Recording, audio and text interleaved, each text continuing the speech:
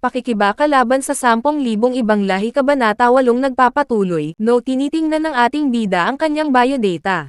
Dahil malakas na daw siya madali na lang para sa kanya tapusin si Congressman Lei Yokai. Iniwan siya ni babaeng Pelaya dahil magrereklamo ito sa sobrang trabaho nila. Tinawag siya ni Nanding wag na daw magreklamo dahil may solusyon siya.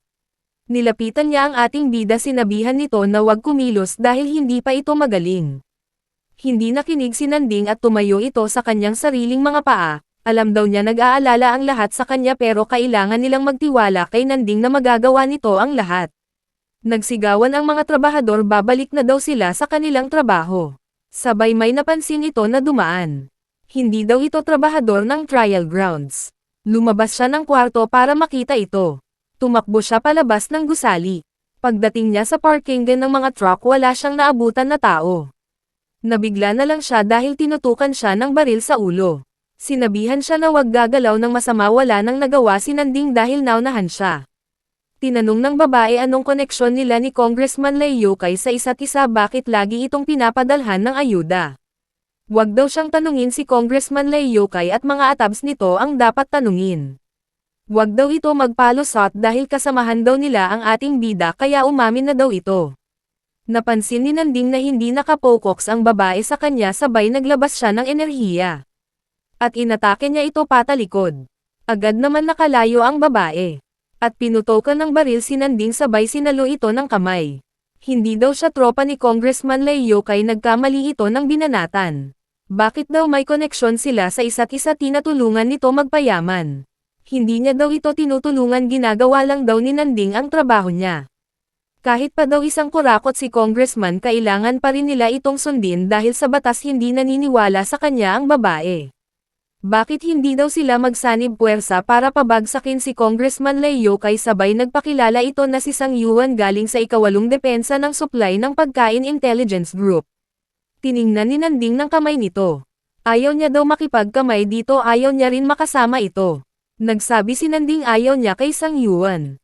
Akong ayaw daw nito wala siyang magagawa kundi hulihin ang ating bida. Hindi daw sa ayaw niyang pabagsakin si Congressman Lei Yokai kailangan daw sa tamang panahon at hindi siya kasama. Dahil wala pa daw plano si Sang Yuan paano ito isasagawa.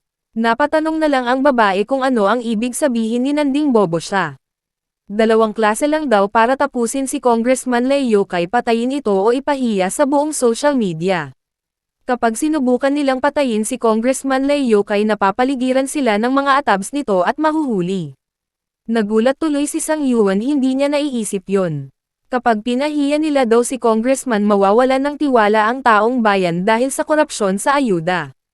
Magkakagulo ang lahat dahil sa kawalang tiwala kaya magsisitakbuhan ang mga netizen. Tinanong ni Sang Yuan kung anong gagawin nila. Sinagot siya ng ating bida na siya na daw ang bahala sa lahat. Nagulat tuloy ang babae bakit paano niya ito gagawin. Wag na daw magmayabang sa kanya ang ating bida dahil pati daw siya ay hindi niya kaya si Congressman Lei Yokai. Biglang naglabas ng malakas na enerhiya si Nanding. Lumabas na ang totoong lakas ni Nanding wala daw laban sa kanya si Sang Yuan.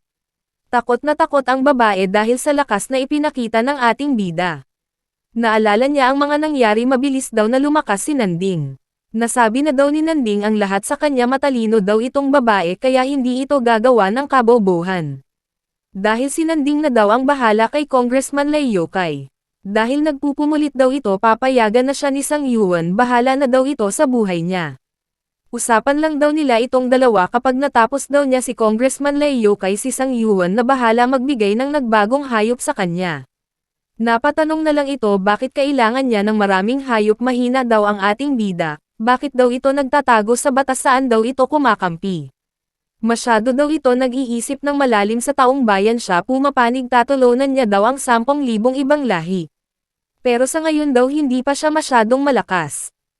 At dito nagtatapos ang Kabanata 8 maraming salamat po sa panonood nyo mag-subscribe para laging updated sa buhay ni Nanding.